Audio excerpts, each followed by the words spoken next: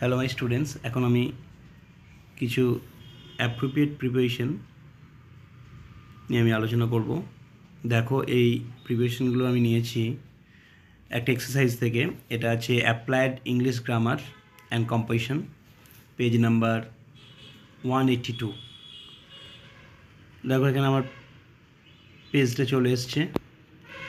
তাহলে এখানে কিছু লিস্ট দেওয়া আছে, দেখো সেগুলো ঠিকঠাক জায়গায় বসাতে হবে।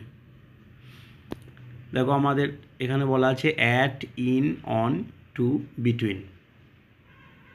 তো এ থেকে আমি শুরু করছি। তাহলে প্রথমেই বসবে, আমরা জানি বার থাকলে অন হয়, অন সানডে। মাসের আগে ইন হয়, in January, in March, in April. আবার সালের আগে ইন হয়।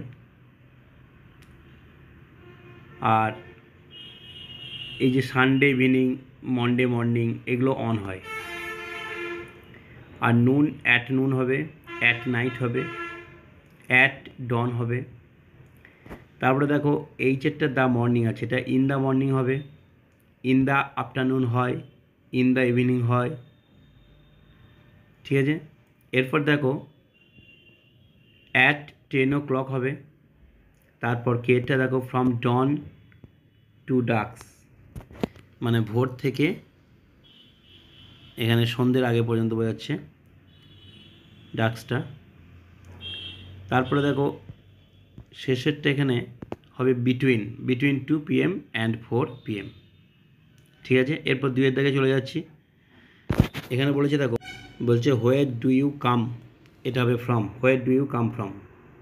তারপর এটা হবে what are you afraid of, মানে তুমি কিসে ভয় পাও বা তুমি কাকে, হ্যাঁ তুমি কি ভয় পাও আর কি। তারপরে দেখো please give him a chair to sit on, on হবে এখানে। তারপরে দেখো please give me a pen to write with, এখানে উইথ হবে। নেক্সট চলে যাচ্ছি। দেখো দেখো এখানে বলেছে fill in the blanks with prepositional phrase. তাহলে এখানে ব্ল্যাঙ্কসগুলো প্রিপোজিশনাল ফ্রেজ দিয়ে পূরণ করতে হবে। একটা করে দেওয়া আছে। দেখো বলেছে প্রথমেরটা he shouted at the top of his voice. আচ্ছা, নেক্সট দুয়েরটা দেখো হবে হি গট দ্য প্রাইজ। দেখো এখানে নিচে লিস্ট আছে by dint of hard work. By dint of মানে হচ্ছে ক্ষমতার বলে, মানে কঠিন পরিশ্রমের বলে। ঠিক আছে, নেক্সট দেখো there is a ton tree, এটা হবে in front of our school. তোমরা লিস্টে দেখতে পাচ্ছ। পরেরটা বলেছে, দেখো he told me this in course of conversation, মানে কথোপকথন চলাকালীন, ইন কোর্স অফ, তিনি আমাকে এটা বলেছিলেন। তারপরে দেখো বলেছে the police arrived in the nick of time, মানে সঠিক সময়ে। তারপরটা দেখো he did not go to school, সে স্কুলে যায়নি। দেখো owing to his illness, owing to মানে হচ্ছে কারণে, তার অসুস্থতার কারণে সে স্কুলে যায়নি, ওয়িং টু।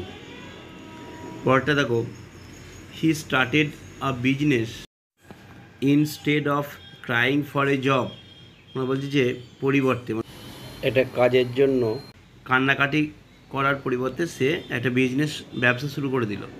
ঠিক আছে, তারপরে দেখো he did this with a view to helping his friend, এর উইথ এ ভিউ টু মানে উদ্দেশ্য, তার বন্ধুকে সাহায্য করার উদ্দেশ্যে সেটা কাজটা করেছিল। তারপরে দেখো the bearer will receive the letter on behalf of me, মানে আমার হয়ে বিয়ারার চিঠিটা রিসিভ করবে, মানে গ্রহণ করবে। তারপরে দেখো he was given a farewell on the eve of his retirement, মানে তার অবসর গ্রহণ করার প্রাক্কালে তাকে একটা বিদায় অনুষ্ঠান দেওয়া হয়েছিল। ঠিক আছে, তাহলে এই লিস্ট থেকে আমরা এগুলো করলাম। আজ এখানেই রাখছি, সবাই ভালো থেকো।